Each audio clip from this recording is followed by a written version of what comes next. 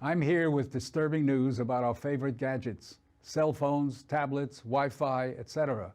Putting it bluntly, they are damaging the living cells in our bodies and killing many of us prematurely.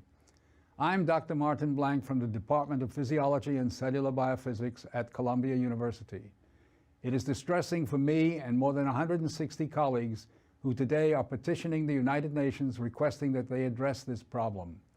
We are scientists and engineers, and I am here to tell you we have created something that is harming us, and it is getting out of control. Before Edison's light bulb, there was very little electromagnetic radiation in our environment. The levels today are very many times higher than natural background levels and are growing rapidly because of all the new devices that emit this radiation. An example that a lot of us have in our pockets right now is the cell phone. One study shows that as cell phone usage has spread widely, the incidence of fatal brain cancer in younger people has more than tripled. We are putting cellular antennas on residential buildings and on top of hospitals where people are trying to get well. Wireless utility meters and cell towers are blanketing our neighborhoods with radiation. It's particularly frightening that radiation from our telecommunication and power line technology is damaging the DNA in our cells. It is clear to many biologists that this can account for the rising cancer rates. Future generations, our children, are at risk. These biologists and scientists are not being heard on the committees that set safety standards. The biological facts are being ignored, and as a result, the safety limits are much too high. They are not protective. More protection will probably result from full disclosure of possible conflicts of interest between regulators and industry. Rising exposure to electromagnetic radiation is a global problem. The World Health Organization and international standard-setting bodies are not acting to protect the public's health and well-being. International exposure guidelines for electromagnetic fields must be strengthened to reflect the reality of their impact on our bodies, and in particular, on our DNA. Although we are still in the midst of a great technological transformation, the time to deal with the harmful biological and health effects is long overdue. We are really all part of a large biological experiment without our informed consent. To protect our children, ourselves, and our ecosystem, we must reduce exposure by establishing more protective guidelines. And so today, scientists from around the world are submitting an appeal to the United Nations, its member states, and the World Health Organization to provide leadership in dealing with this emerging public health crisis.